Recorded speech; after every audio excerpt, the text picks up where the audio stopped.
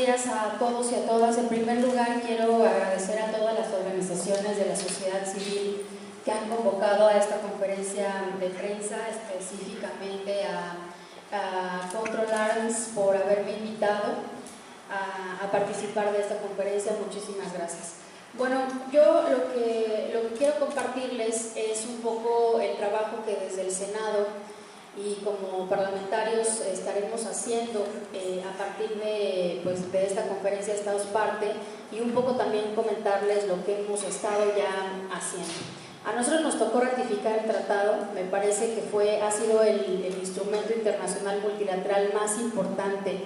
que le ha tocado ratificar a esta legislatura que está por concluir, a la 62 legislatura. Fuimos uno de los primeros países en ratificar el tratado. Hubo un compromiso muy importante del Senado mexicano, lo aprobamos en septiembre de 2014 y a partir de ahí hemos estado participando en diferentes foros parlamentarios promoviendo la ratificación del tratado en otros países o con otros parlamentos de nuestra propia región e incluso de otras regiones del mundo. Ya se ha dicho aquí que es un tratado histórico. Si bien es cierto, como ya comentó la compañera Paulina,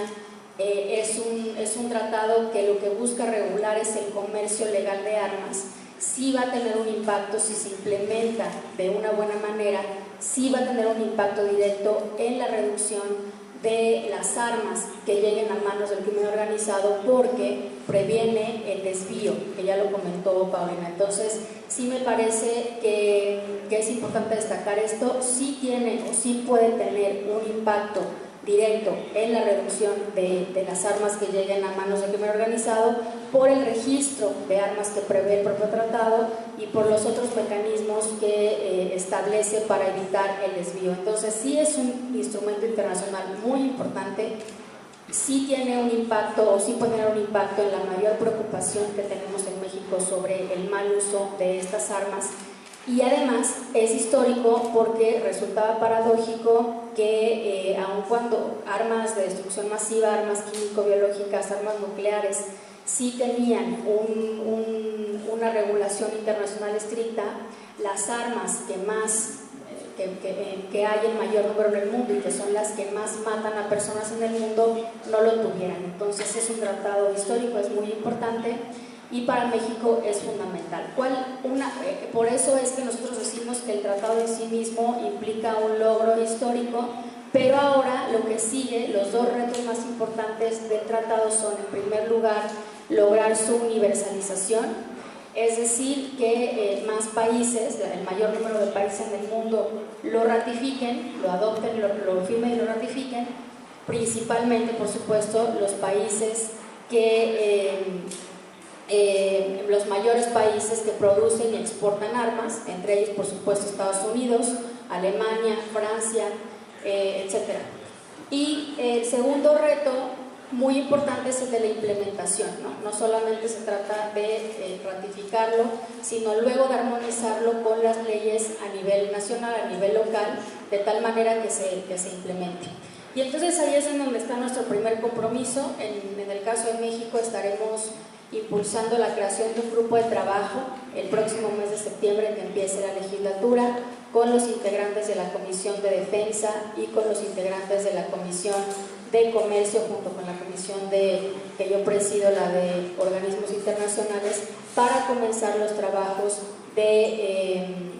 armonización legislativa nacional. Tendremos que revisar la ley de armas de fuego, tendremos que revisar el Código de Comercio, por mencionar solamente dos, y poder adecuar nuestra legislación a lo que establece el propio tratado. Y por supuesto no dejaremos, al contrario, vamos a intensificar los trabajos de promoción de la ratificación del tratado en nuestra propia región. Hay que recordar que países como Chile, como Colombia, como Brasil no han ratificado el tratado y para nosotros es muy importante. Entonces estaremos convocando aquí en México a un seminario regional parlamentario con parlamentarios de Latinoamérica y el Caribe para sensibilizar y para capacitar a los parlamentarios sobre la importancia de la ratificación del trabajo. Con Estados Unidos es importante destacar que vamos a hacer un trabajo de cabildeo, parlamentarios a parlamentarios, senadores con senadores, sobre la importancia de que Estados Unidos ratifique el tratado. Es fundamental para nosotros que Estados Unidos lo haga, porque como ya comentaron, Estados Unidos es nuestro principal vendedor de armas y es fundamental. Entonces estaremos haciendo este trabajo de cabildeo con nuestros colegas en Estados Unidos y asimismo le hemos pedido ahora que está en proceso de ser ratificado el próximo embajador, bueno, si es que así lo decide el Senado, Miguel Bazáñez, el próximo embajador de México en los Estados Unidos, que adopte este tema como parte de la agenda bilateral prioritaria entre México y Estados Unidos. Finalmente estaremos haciendo, junto con organizaciones de la sociedad civil, una serie de exhibiciones fotográficas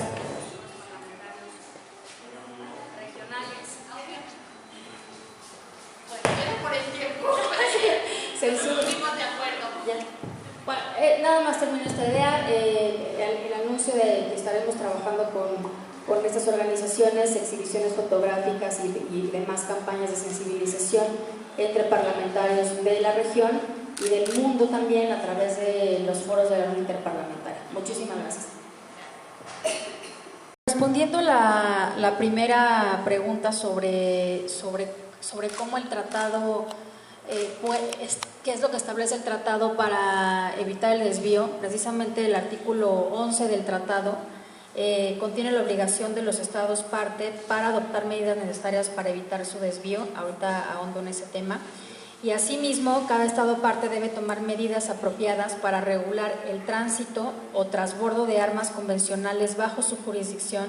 y a través de su territorio y llevar registros nacionales de las autorizaciones de exportación expedidas o de las exportaciones realizadas, así como de las armas transferidas a su territorio como destino final. Como podemos ver, el tratado lo que establece es una obligación genérica y de ahí la importancia de la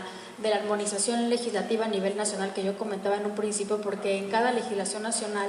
es en donde se van a establecer ya de manera específica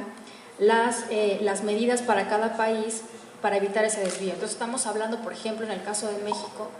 de fortalecer las instituciones que reciben las armas, como se comentaba, el Ejército, la Armada, las policías federales, las policías locales, y establecer una serie de mecanismos estrictos como el propio registro, que me parece que es de lo más útil que ya plantea el tratado, para que se pueda hacer un seguimiento de mano en mano, ¿no? Una vez que llegan las armas de manera legal a México y que se entregan tanto a las instituciones como a las personas, es decir, ya sean soldados, ya sean marinos, ya sean policías, etcétera, el Estado receptor tiene la obligación de llevar ese registro arma por arma y de darle un seguimiento, de hacerse responsable del seguimiento de mano en mano.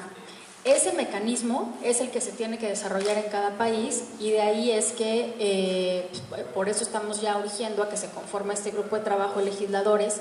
junto con el gobierno para empezar a desarrollar esos mecanismos. Por supuesto, vamos a invitar a las organizaciones de la sociedad civil para que participen con nosotros en el desarrollo de esos mecanismos, como lo hemos hecho en otras reformas importantes, y estaremos dando cuenta de las iniciativas y de estos trabajos oportunamente a los medios de comunicación. Por otro lado, en lo que tiene que ver con la importancia de la ratificación del Tratado de Estados Unidos, en efecto, es fundamental para México que Estados Unidos lo ratifique, y creemos que hay una oportunidad. No se ve en un mediano plazo, siendo honestos, al menos yo así no lo veo, no veo que Estados Unidos lo vaya a ratificar en el mediano plazo o en el corto plazo, de manera pronta, porque hay una serie de obstáculos. Aunque el presidente Obama está bastante comprometido con este tema, Estados Unidos lo votó a favor, Estados Unidos lo firmó, falta la ratificación por parte del Senado. Y aquí hay una serie de obstáculos que hay que vencer. El primer obstáculo, a vencer es que los ciudadanos estadounidenses y las organizaciones que están alrededor del comercio de armas, etcétera, entiendan en efecto de qué se trata el tratado y que no es un tratado que va a impedir que ciudadanos en Estados Unidos puedan portar armas, sino que es un tratado que regula el comercio de armas de frontera a frontera, el comercio de armas en el ámbito internacional, y que no es un tratado que amenaza las libertades consagradas en su Constitución, ¿no? en la segunda enmienda, que les permite portar armas. Ese es un primer reto que hay que vencer, poder explicar, y para eso las organizaciones de la sociedad civil han hecho y seguirán haciendo un trabajo muy importante en Estados Unidos, y es lo que nosotros como parlamentarios vamos a empezar a hacer de manera mucho más intensa con los senadores en los Estados Unidos, con las organizaciones de la sociedad civil en Estados Unidos que están a favor del tratado y también con las que están en contra del tratado, incluso con el Partido Republicano, en fin, una serie de actores estratégicos para poder explicar el tratado, por un lado, que no limita sus libertades, y por otro lado también hay que explicar el daño tremendo que genera que en nuestro lado, en el lado de México, que Estados Unidos no lo ratifique, es decir, las miles y miles de muertes que se podrían evitar con el impacto que podría tener el tratado en evitar el desvío a manos del crimen organizado. Finalmente, por supuesto, hay que hacer también un énfasis, como ya se ha comentado esto por parte del Senado, como lo hemos venido haciendo, pero mucho más fuerte en fiscalizar, en monitorear que las instituciones, la policía, las policías y el ejército y la Marina pues respeten los derechos humanos en el uso legítimo de sus funciones, pero respetando los derechos humanos. No sé si ya quedaron respondidas todas las preguntas. Muchas gracias. Bueno, el tema del desvío sí es muy importante, pero